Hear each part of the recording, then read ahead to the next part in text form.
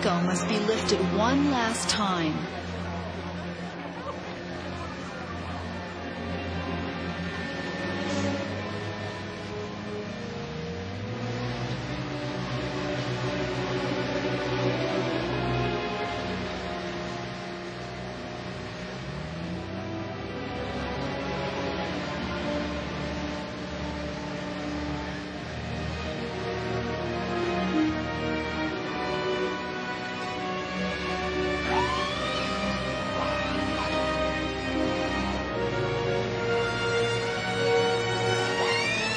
Suspended 45 feet above the cameras, Keiko's patience and trust must now surely be tested.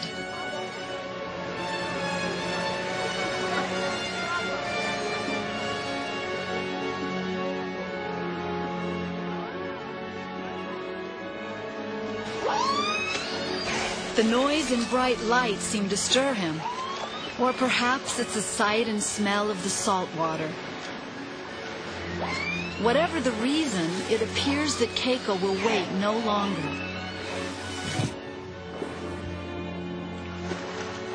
The order is given, and with a final roar of the giant crane, Keiko is safely back in his natural element.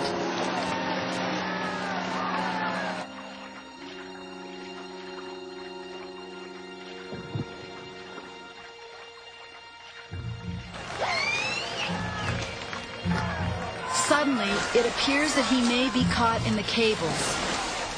His trainers risk life and limb to make sure that he's clear.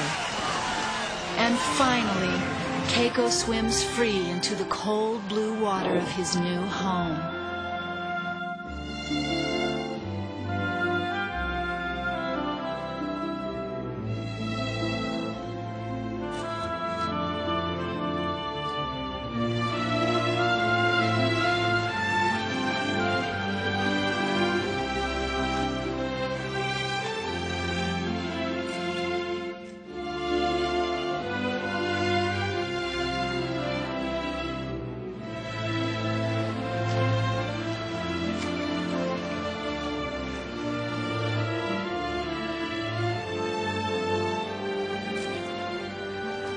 Keiko's triumph makes headlines around the world. He's front page news. It's clear that Keiko has become the world's most famous whale.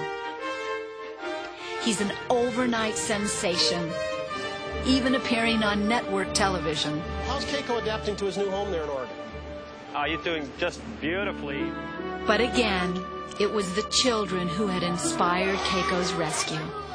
All these kids from around the world started becoming the force behind the plan for doing the right thing for Keiko. They were writing to us by the droves saying, why can't Keiko find a new home? Across the United States and around the world, they raised nearly $100,000 to help build Keiko's new home. Keiko's biggest fans, the children, understood and championed his right to be with his family. I hope he comes to Newport safely and, he gets a better life. So we can get him back in the ocean. To return him to the wild. I'd like to see him go back into the ocean with his family. Their pods are split apart, and they need to be together. Inspired by such youthful exuberance, adults followed suit. Warner Brothers and the McCaw Foundation contributed the final millions necessary to complete the project.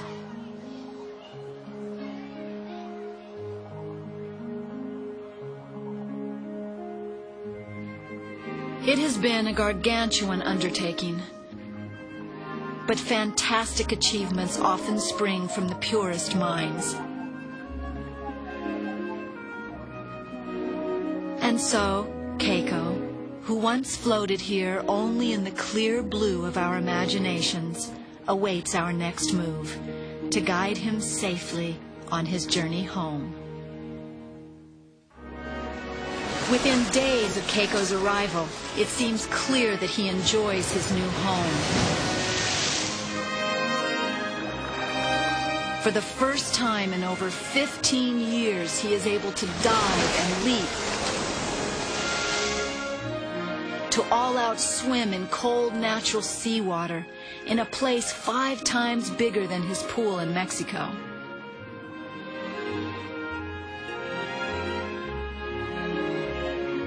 The state-of-the-art design includes rock formations, natural acoustics, and random currents, all to simulate his wild ocean habitat. One of the most revealing signs of Keiko's new outlook surprises everyone. In a rare display, Keiko suddenly begins to vocalize.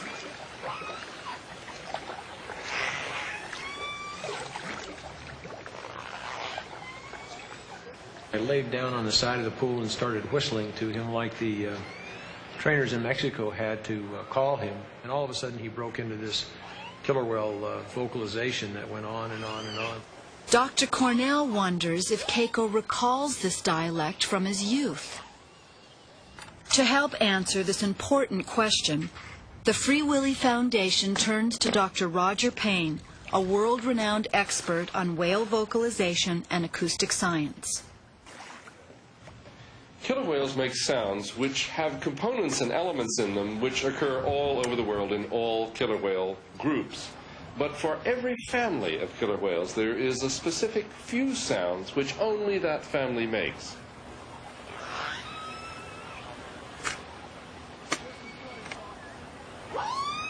Dr. Payne enters Keiko's vocalizations into a computer program that converts the sound into an image, or spectrograph.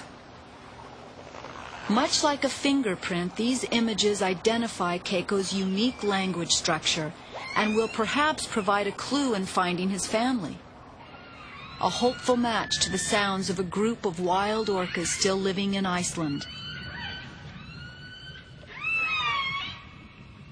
There are an estimated 6 orca families living along Iceland's eastern coast.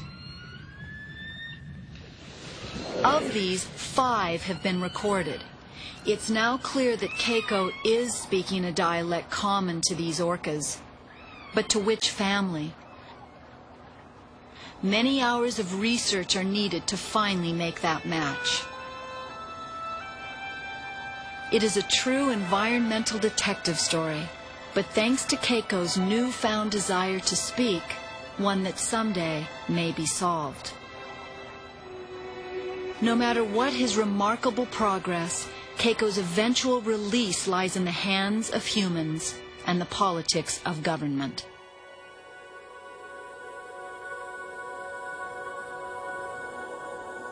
Iceland. A rugged island nation of 250,000 people, derives more than 3/4 of its economy from fishing.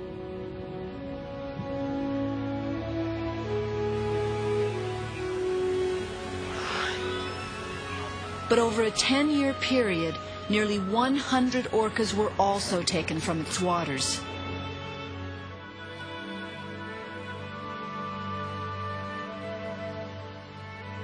President of the Icelandic Whale Friends Society, Magnus Skepardisson, recalls the controversy.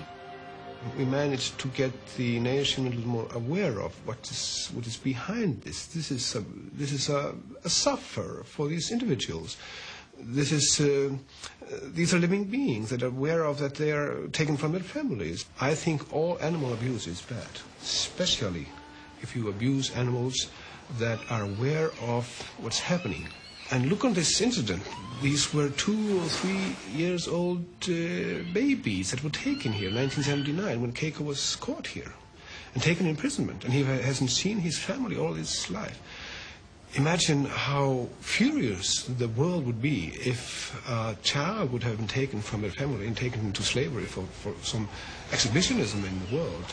So I'm more glad than any words can express that this Free Willy work is starting now in reality, and I will be very, very glad when the Willy will come home and will be released into its natural environment where its family most likely still is. The news of Keiko's plight first reached Iceland in 1994, shortly after